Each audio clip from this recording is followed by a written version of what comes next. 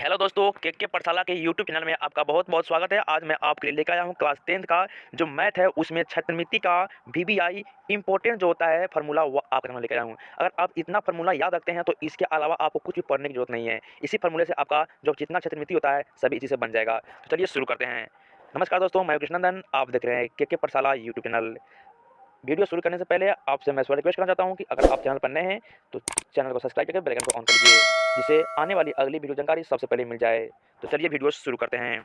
सबसे पहला जो है फार्मूला होता है क्षत्रमिति का, वृत्त की परिधि क्या होता है। तो वृत्त का जो परिधि होता है वो 2πr होता है। इस तरह आपका जो अगला फार्मूला है वृत्त का क्षेत्रफल क्या होता है। तो जो वृत्त का क्षेत्रफल होता है वो πr² होता है, वृत्त का क्षेत्रफल होता है।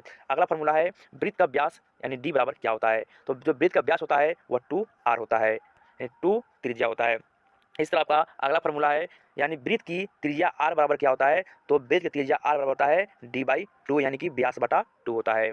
इस तरह अगला फार्मूला है अर्धवृत्त की परिधि क्या होता है। तो जो अर्धवृत्त की परिधि होता है वह होता है πr+2 बराबर r इंटू π+2 यानी कि यह अर्धवृत्त की परिधि होता है। अगला क्वेश्चन है अगला फार्मूला है त्रिज्या खंड का क्षेत्रफल क्या होता है। तो θ/360 डिग्री इंटू πr² जो होता है त्रिज्या खंड की क्षेत्रफल होता है। इस तरह आपका अगला फार्मूला जो होता है क्षत्रमिति का त्रिज्य खंड के चाप की लंबाई क्या होता है। तो त्रिज्य खंड की चाप की जो लंबाई होता है वह भी होता है θ/360 डिग्री और गुने 2πr होता है।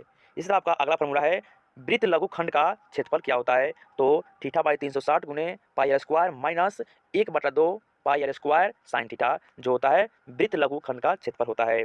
इस तरह का अगला फार्मूला जो है वह होता है वृत्त का दीर्घ खंड का क्षेत्रफल क्या होता है। तो 360 डिग्री माइनस θ/360 डिग्री और गुने πr² जो होता है दीर्घ खंड का क्षेत्रफल होता है। इस तरह अगला फार्मूला है घन का वक्र पृष्ठ का क्षेत्रफल क्या होता है। तो 4 भुजा² जो होता है यानी घन का वक्र पृष्ठ का क्षेत्रफल होता है।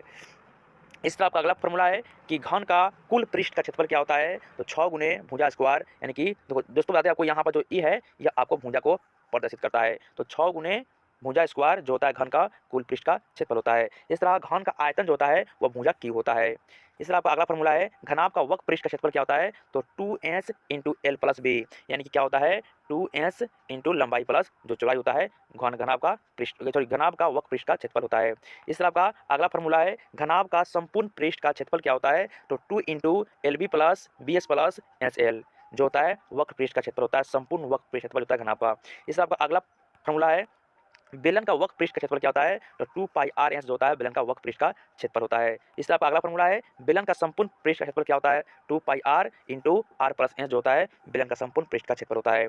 इस तरह आपका अगला क्वेश्चन है अगला फार्मूला है बेलन का आयतन क्या होता है। तो πr² जो होता है बेलन का आयतन होता है और घनाभ का जो आयतन होता है वह होता है LBH यानी कि लंबाई गुना चौड़ाई गुना ऊंचाई जो होता है घनाभ का आयतन होता है। इस तरह का अगला फार्मूला है शंकु का वक्र पृष्ठ का क्षेत्रफल क्या होता है। तो शंकु का वक्र पृष्ठ होता है πrl।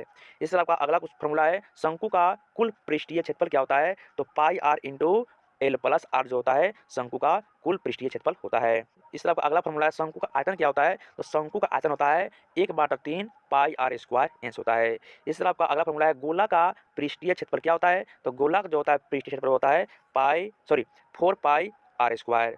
इसी तरह आपका अगला फार्मूला है गोला का आयतन क्या होता है। तो गोला का आयतन होता है 4/3 πr³ जो होता है गोला का आयतन होता है। इस तरह का अगला फार्मूला है अर्धगोला का वक्र पृष्ठीय क्षेत्रफल क्या होता है। 2πr² जो होता है अर्धगोला का वक्र पृष्ठीय क्षेत्रफल होता है। इस तरह आपका अगला फार्मूला है अर्धगोला का कुल पृष्ठीय क्षेत्रफल क्या होता है। तो 3πr² जो होता है अर्धगोला का कुल पृष्ठीय क्षेत्रफल होता है। इसी तरह आपका अगला फार्मूला है अर्धगोला का आयतन क्या होता है। तो अर्धगोला का आयतन 2/3 πr³ जो होता है अर्धगोला का आयतन होता है। इसी तरह आपका अगला फार्मूला है छिन्नन का वक्र पृष्ठीय क्षेत्रफल क्या होता है। तो छिन्नन का जो वक्र पृष्ठीय क्षेत्रफल L into capital R plus small r यानी कि बड़े r प्लस छोटा r यानी छिन्नन का वक्र पृष्ठीय क्षेत्रफल होता है। अगला जो आपका फार्मूला है छिन्नन का पृष्ठीय क्षेत्रफल क्या होता है। तो pi into capital R² plus small r² plus r यानी कि कैपिटल R प्लस r। दोस्तों यह जो था आपका टॉप क्षेत्रमिति का फार्मूला है। आप इतना ही फार्मूला याद करते हैं तो आपके सभी मैथ क्षेत्रमिति का बन जाएगा। इसके अलावा कुछ भी आपसे एक भी शब्द अलग से नहीं पूछा जाएगा। तो यह वीडियो कैसा लगा नीचे कमेंट कर दीजिएगा और चैनल पर नए हैं तो चैनल को सब्सक्राइब करके बेल आइकन को ऑन कर लीजिए। जैसे ही इसका अगला वीडियो आएगा तो सबसे पहले आपको मिल जाएगा।